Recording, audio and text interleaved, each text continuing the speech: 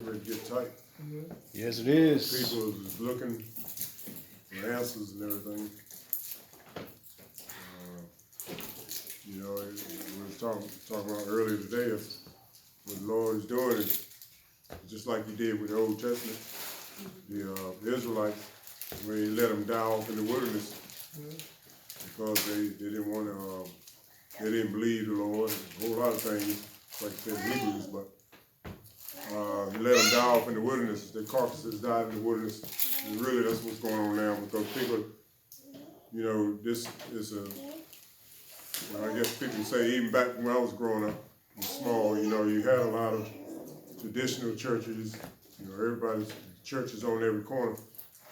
But even the one that I grew up in, it was very formal as far as nobody breaking down and explaining the scriptures, a whole lot of reading and quoting. That's it. And it's time out for that. People are looking for answers. I ain't gonna say everybody, but a lot of people are tired of what's going on out here. We're thankful because we didn't always know this stuff that the Lord is opening up. And so, like I said, it's a thing. That's the reason why the Lord bring you through the way He bring you through. When you do, open your understanding, you sure appreciate it. And you'll hold to it. And after you remember all the sufferings and stuff you done been through. And but that's like it is, you ain't gonna value nothing until you got it. Just about to suffer stuff anyway.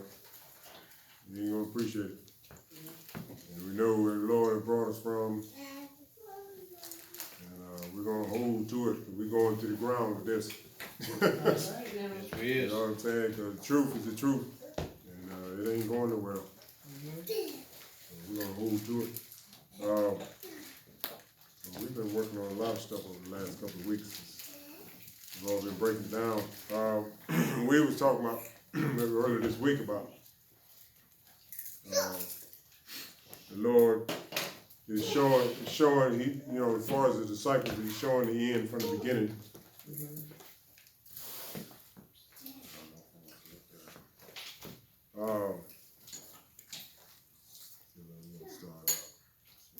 We're gonna start out in Deuteronomy today. I'm in Deuteronomy too. We're gonna see.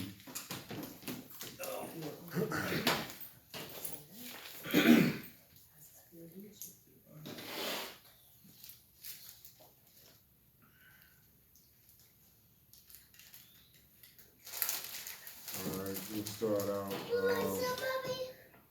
the 8th chapter. 8th chapter of Deuteronomy, verse 1 and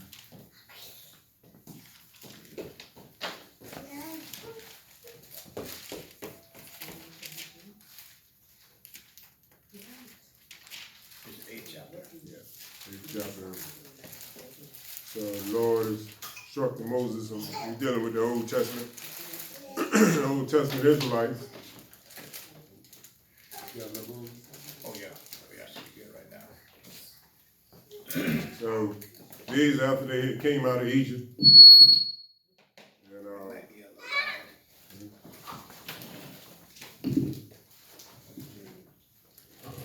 How about that? Might be okay. Yeah, I think so. Yeah. There's a difference. Ready? 8th chapter. All the commandments which I command thee this day should be observed to do, that ye may live and multiply and go in and possess the land which the Lord sware unto your fathers. All right, then. And thou shalt remember all the way which the Lord thy God led these 40 years in the wilderness, to humble thee and to prove thee, to know what was in thine heart, whether thou wouldest keep his commandments or not, or no. All right, so that's a mouthful there because a lot of times when we first get out of sin, coming out of sin, get out of Egypt, the same thing. So I understand that the promised land was not even but like 11 days journey, but a lot of, there's one passage of scripture was talking about, I gotta look that up, but the unbelieving Israelites, when they went to search out the land, and they sent the evil report. So then the Lord put a judgment and said for each day that they went to spy out the land, that they was going to add a year on to them being in the wilderness.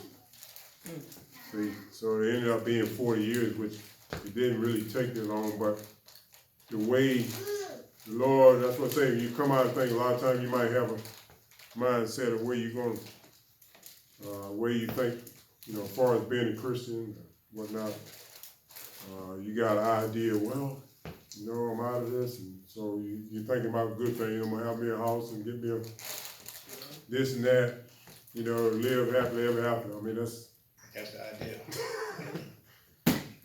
But, you know, that's what I say, the Lord has said, I think it was in the Gospels, he said, you know, sit down and count the cost. And so he's telling us before you jump into something, he just wants it's a good thing to sit down and see.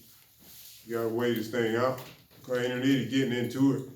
And then say, man, I can't take this, and then, you know, you get out, you're ready to get out of it, but it'd be worse off. But that's what he was saying. So here, so like I said, I can look back at all the stuff the Lord brought me through.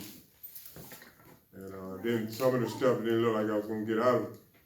But see, them tests is coming. This is where, just like you said in the Gospels, you know, we gotta be counted worthy.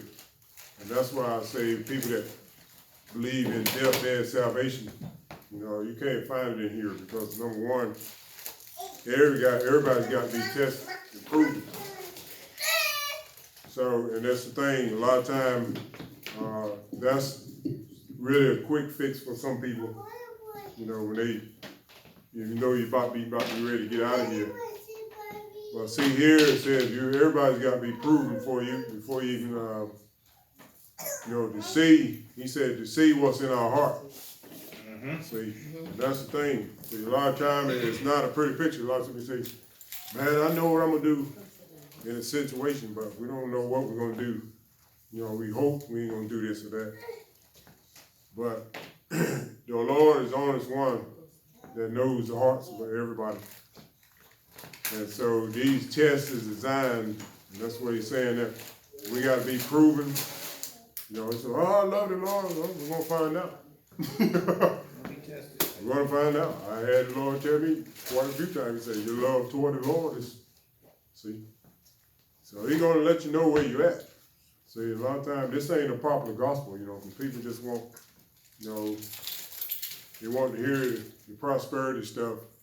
That's all they want to hear nowadays. Well, I see you with a business, or I see you getting this.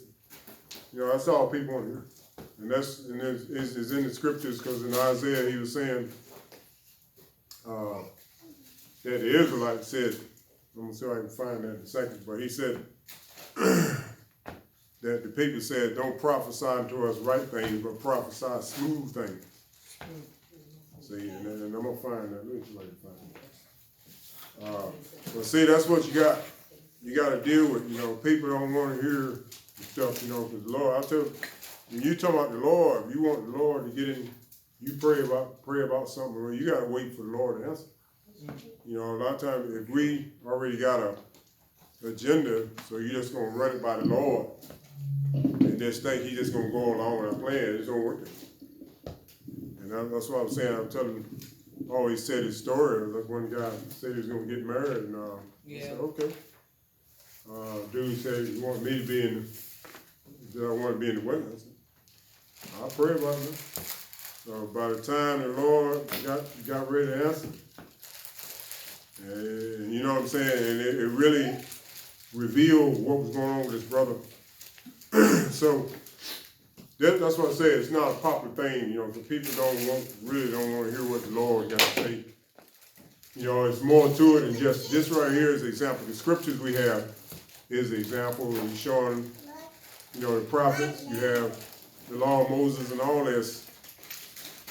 And this is the testimony of Christ, no doubt. But at the same time, the Lord is not, you know, this is just an example of the wisdom of God. So, the Lord speaks, you know what I'm saying? People, I've had people argue me down. They say, man, all you got, there's some groups out there now that just think it's just scriptures only, man, but the Lord speaks. Somebody say, whoa. You know, that's what I'm saying. It's not a popular thing with a lot of people. So, you know, if you say, all right, we're going to seek the Lord about a certain thing and see what the Lord says. And then here's the thing, you don't know when the Lord will answer. See, people ain't, you know, nowadays it's all about cell phones, everything's instant and all that. So, you know, you come in with this mindset that I'm gonna run this, you know, you're gonna come to the Lord the same way, but the Lord is not impressed by all this. You know, we thank the Lord for technology and all, but he's not impressed by none of this stuff because he said there ain't nothing new under the sun. Yeah, they ain't did a cell phone, but they were doing something. Yeah.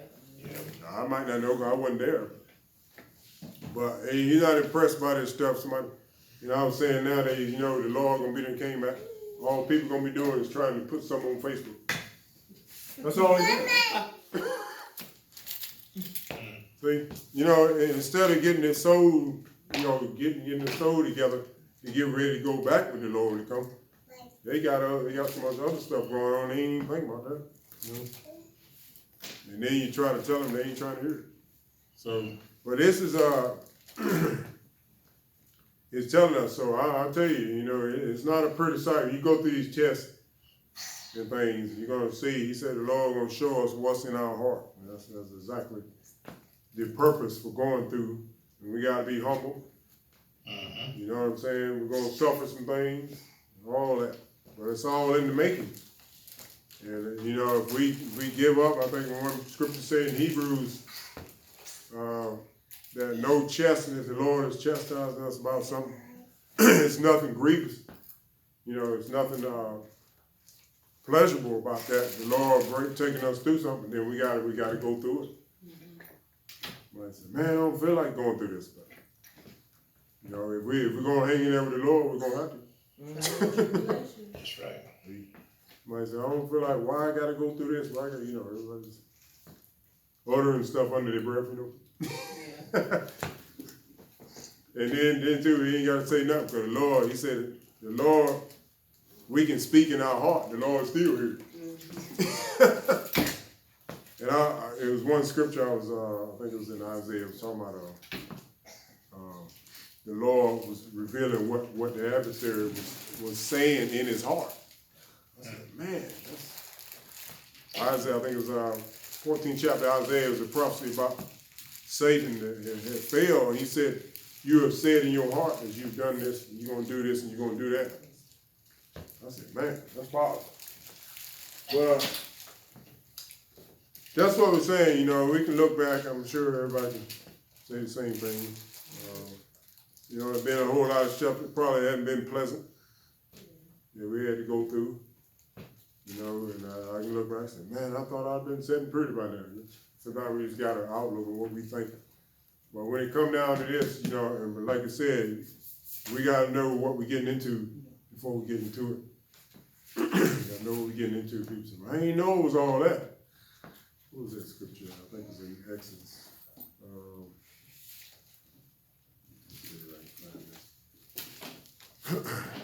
Right when the Israelites came out of Egypt, and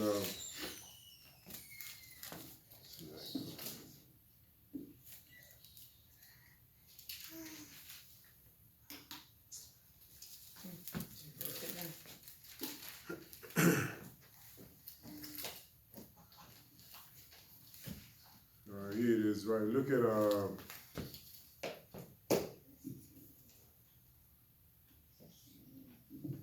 let's see, Exodus 13, verse 17. And this is something that kind of stayed with me a long time, but Exodus 13, yeah, verse 17. I got it.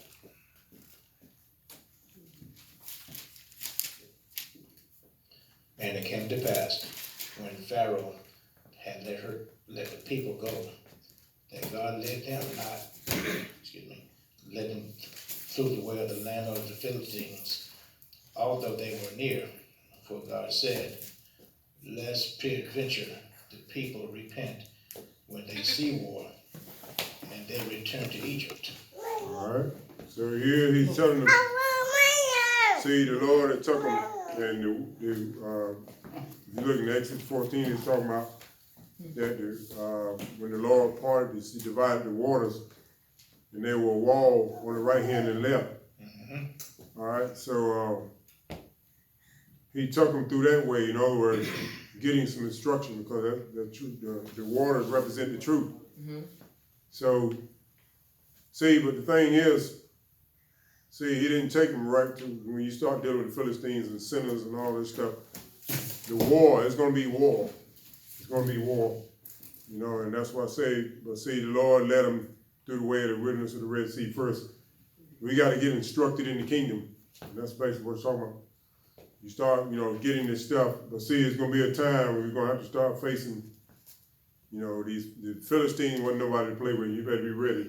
You know what I'm saying? Just like we got to be ready with these sinners out here. I'm going to tell you. But a lot of time, if we're not, you know, get that mindset that this is what it is, this is what we get into, you know, then he said right there, the people will repent when they see war. So he said, oh, man, you know, and be ready to digress. So why go back into sin? And that's basically what he's talking about. Well, see, look, ain't no need, I was telling we were talking earlier this week, look, one minister told me a long time ago, ain't no need of running from the devil, because the devil's everywhere. Right. Right. Look, I had this, you know, flight spirit, you know, just, man, I ain't taking this, man. You know what I mean? But it had to be to the point that you gotta stand, you're gonna have to stand. You gotta face You know it. what I'm saying? And whatever it is that, you know, but that's what's gonna happen. See, that's what the mindset of people get in there. And, cause it is war, you know, you're dealing with people that are in the flesh, that ain't born again. You know, it's gonna be a fight, you know what I'm saying? I've seen it already. The job, you know, people, it's just this fight rising up in people. They just start jumping you for no reason. See, but it's that spirit within them is what it is. That's So right. they thinking, okay, you think, you know, they looking at you, okay, you supposed to be born again, this and this and this. So, you know, it's like something in them just want to try to tear you down. Matter of fact, they don't even know what it is. See, so, all right, so that's why I say we thank the Lord, you know, this way, you know, and it's just like the Israelites. You know, when they had to go through their different captivities, they got, you know, captivity to Babylon, Assyria, Egypt, and all that. You know, and after you go through and stuff, you know, but that's the reason why we got to go that way. But we were working on some things, and Lord has been showing us some stuff. Let's look at, we're going to look at some things in Revelation. We're going to see what the ultimately who's behind all this warfare that we got to get ready for. Okay. And it's in Revelation 12. And I've seen times I didn't want to get engaged in warfare. The Lord would tell me I always wanted to stay on the sidelines. Can't do it no more. Man, I don't feel like dealing with this. All right, so here it says, this is right after, this is talking about the woman that was clothed with the sun, talking about the nation of Israel that brought forth the man-child, which was Christ. And so it just, even then, it just talking about the warfare that this woman had to go through, and it's starting in, all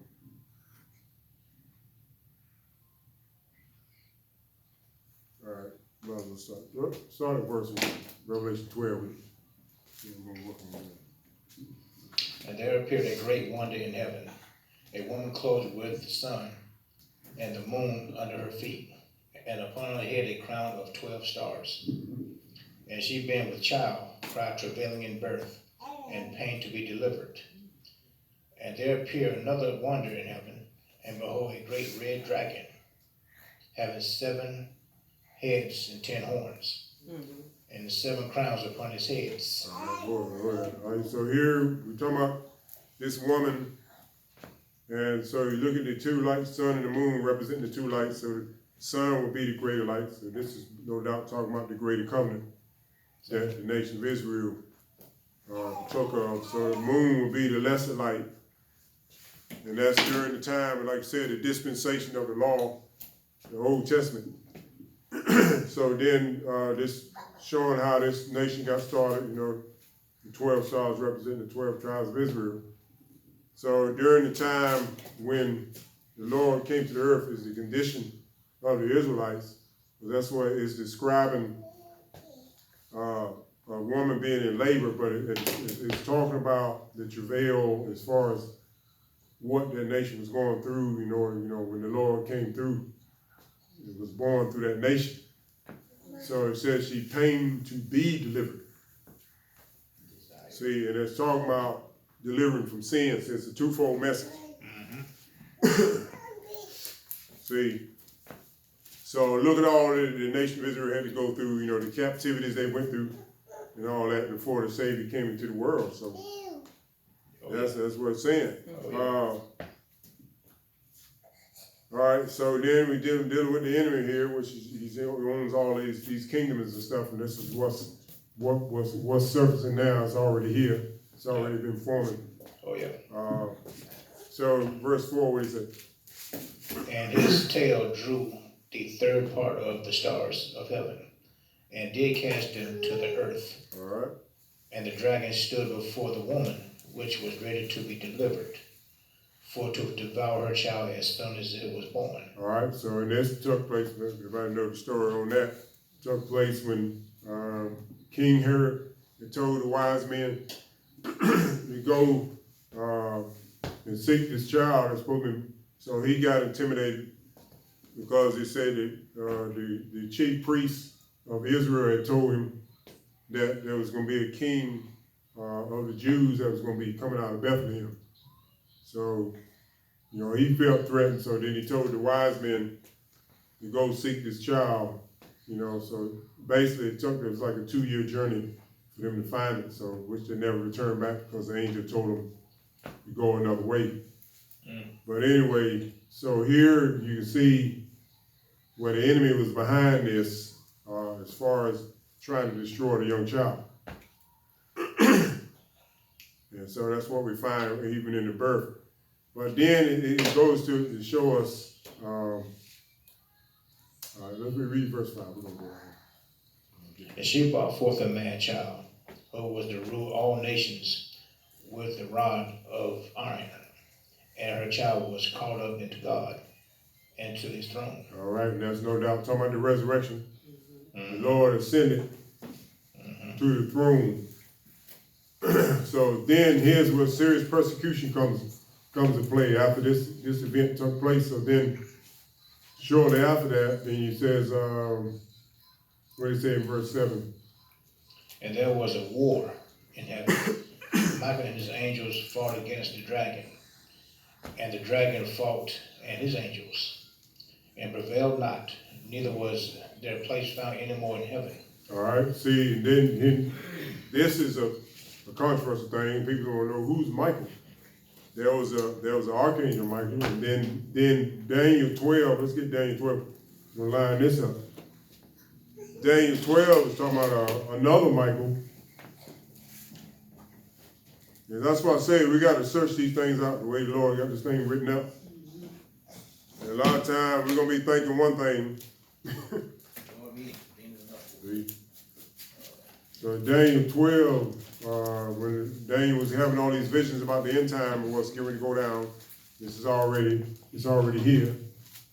We in those times, those visions is no longer sealed up because it's for the time of the end, and that's exactly what we in.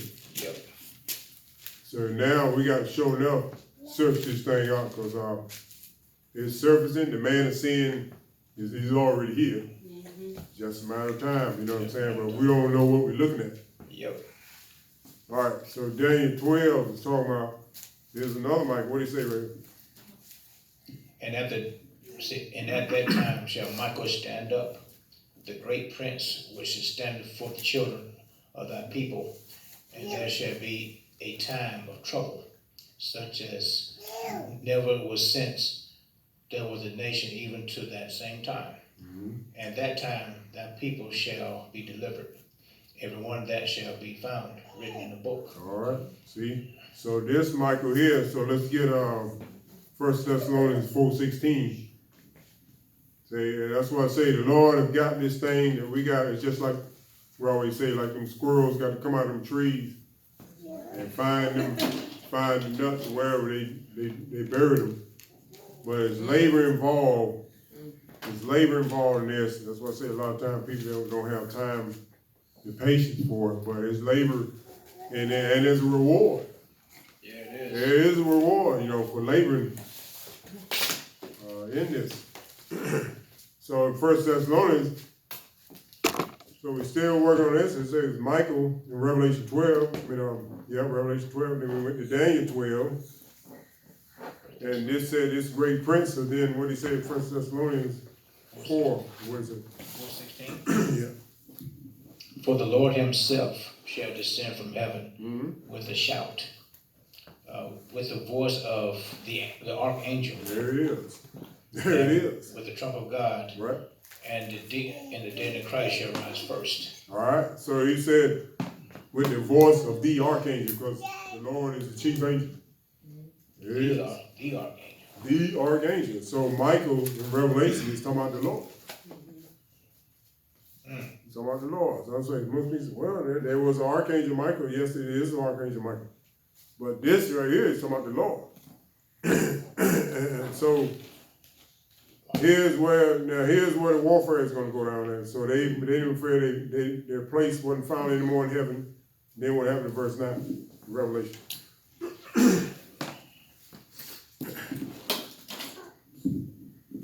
And that great dragon was cast out, and the old serpent called the devil, and Satan, which deceived the whole world, he was cast out into the earth, and the angels were cast out with him. And I heard a loud voice saying in heaven, now is come salvation and strength and the kingdom of our God and the power of his Christ. For the accuser of the heat, the brother cast out. Hey, how you doing? Which accused them before our God day and night. And they overcame him by the blood of the Lamb and by the word of their testimony. And they loved not their lives unto death. All right. So here, you see, so here's where the warfare is coming in at. So, it's like the Lord said, if we love our lives, we're going to lose it. See, that's what I say, it's a dying out involved with all the saints. You know what I'm saying? It's a dying out, because probably you might have a lot of things you want to get accomplished down here in this world that we got to put aside for the sake of the gospel. You might say, man, I could be doing this. I could be out here fishing, playing golf, or doing anything else. But he said, that's what he said. See, these people had got persuaded within themselves that, they didn't love their lives. So then what happened in 12? Therefore rejoice, ye heavens, and ye shall dwell in them. Woe to the inhabitants of the earth and of the sea, for the devil is come down unto you, having great wrath, because he knoweth that he hath but a short time. And then what? And when the dragon saw that he was cast unto the earth, he persecuted the woman which brought forth the man-child. All right, so you see immediately, so you can go back to the Roman, once this went down after the Lord and them had went off the scene, persecution went down with the Israelites, the Jews. A lot of this, they said that's when a lot of what they call the Dark Ages, a lot of persecution went down, to try to, They try to overthrow the truth, do all that stuff. That's what Daniel had prophesied that was gonna happen. See, and so we are in the time period now, the Lord is bringing in the Gentiles. And that's what we're pretty much at the last stages of that. So, the Gentiles got to come and God, the Lord gonna get his number, and then that's it. And then the man of sin is coming and sweep it all up. He's coming. All right, so, all right, so look down at verse 17. So here's what we're gonna hold to, the Lord showing. What he say? And the dragon was wroth with the woman, and went to make war with the remnant of her seed, which keep the commandments of God, and have the testimony of Jesus Christ. All right, so this is what we always were focusing on, because the angel told John in Revelation 19, he said that the testimony of Jesus is the spirit of prophecy, and that's what we are holding to, because the Lord has blessed us to have the testimony of Jesus Christ. And so we go back, the Lord will show us, we'll go back and we're going to go into some stuff in the Old Testament here in a second. But to have the testimony of Jesus Christ is nothing to take lightly, because a whole lot of people can't see it. They can't see it. And they just think these Bible stories were just, just some stories that somebody put in it. But they all is lining up. So we're gonna go back to Genesis, which we done covered a lot of that already. But each time we go in there and show the Lord showing us what this is reassuring our faith in the Lord is what it is. Yeah. And we know what the Lord has written so long time ago, but we know what it's testifying about. So Genesis 6.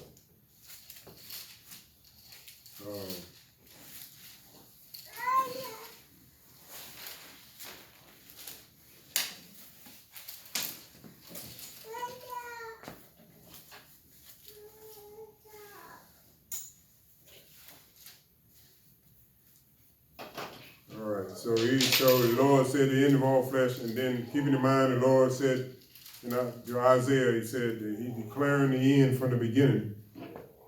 So the Lord saw the corruption is going on, so he told Noah in verse 13, chapter 6. What do you say? Verse 13. And God said to Noah, the end of all flesh is come to before me, for the earth is filled with violence through them.